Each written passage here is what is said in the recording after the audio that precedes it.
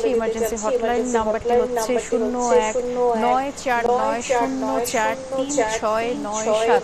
এই নাম্বারটি চালু করা হয়েছে এবং আমাদের যমুনা টেলিভিশনের স্ক্রলেও কিছুক্ষণের মধ্যে এই হট নাম্বারটি দেখানো হবে। আপনারা চাইলে এখানে যোগাযোগ করতে পারবেন এবং ডক্টর সাইদুর রহমান যেমনটি বললেন 16 জন মারা গেছেন সেই খবরটি ডক্টর সাইদুর রহমান জানিয়েছেন। সিএমএইচে 11 জন, কুর্মিটোলায় 2 জন, ঢাকা মেডিকেল কলেজে 1 জন, জাতীয় বার্নে 1 জন এবং স্পটে 1 জন, এটি জানিয়েছেন ডক্টর সাইদুর রহমান। এদিকে ফায়ার সার্ভিসের পক্ষ থেকেও জানানো হয়েছে যে ঘটনাস্থল থেকে 19 জনের মরদেহ উদ্ধার করা হয়েছে।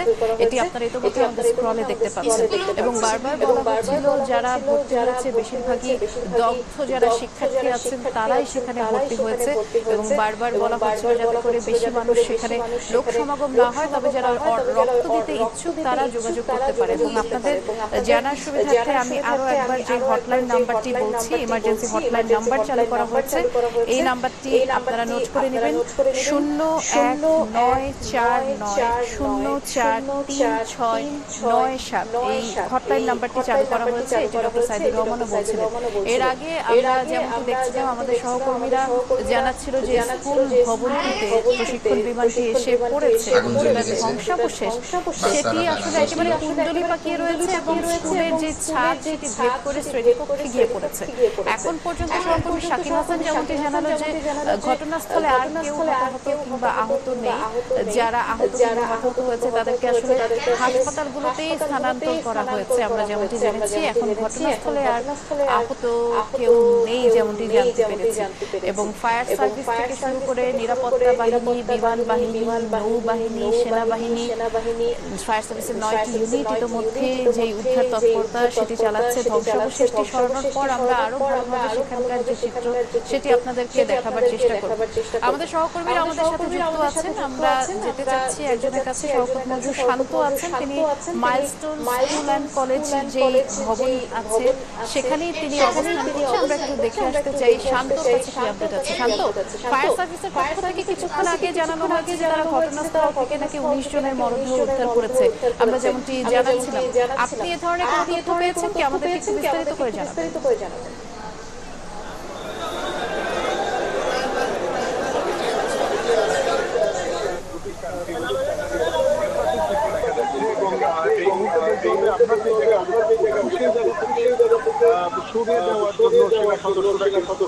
অনুরোধ করছেন বারবার সাধারণ মানুষকে দেওয়ার জন্য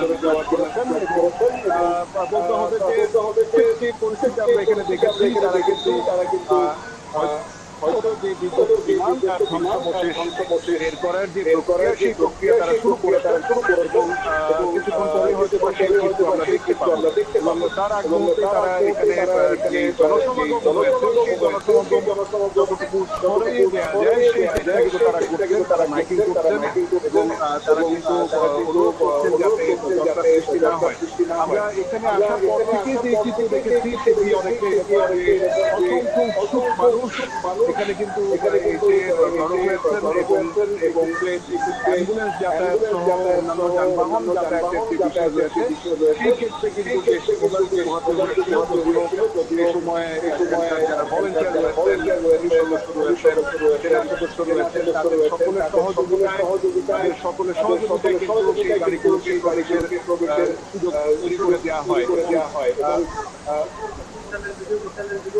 এবং আমরা এখান থেকে তাদের করা হয়েছে যাতে আমরা সরে আসি তাদের সহযোগিতার ক্ষেত্রে আমরা কিন্তু আমাদের ক্যামেরা এবং সেগুলো কিন্তু আমরা সরিয়ে নিচ্ছি এবং তারা যে আমাদের সাথে এখানে সাধারণ মানুষ যে অবস্থান সেই অবস্থান দেখানোর জন্য আমি আমার ক্যামেরা পার্সন এই বিল্ডিং এর অন্য একটি পাশে আসার জন্য আমরা দেখছি যে আসলে এই ভবনে কিন্তু অনেক মানুষ এখানে এবং বলতে হবে যে এই বিল্ডিংটি হচ্ছে মাইলস্টোন কলেজে প্রবেশের যে পথ সেই পথের আগেই কিন্তু অবস্থিত এখান থেকে সাধারণ মানুষ উপর থেকে দেখার সুযোগ সেই কারণে কিন্তু এখানে অসংখ্য মানুষ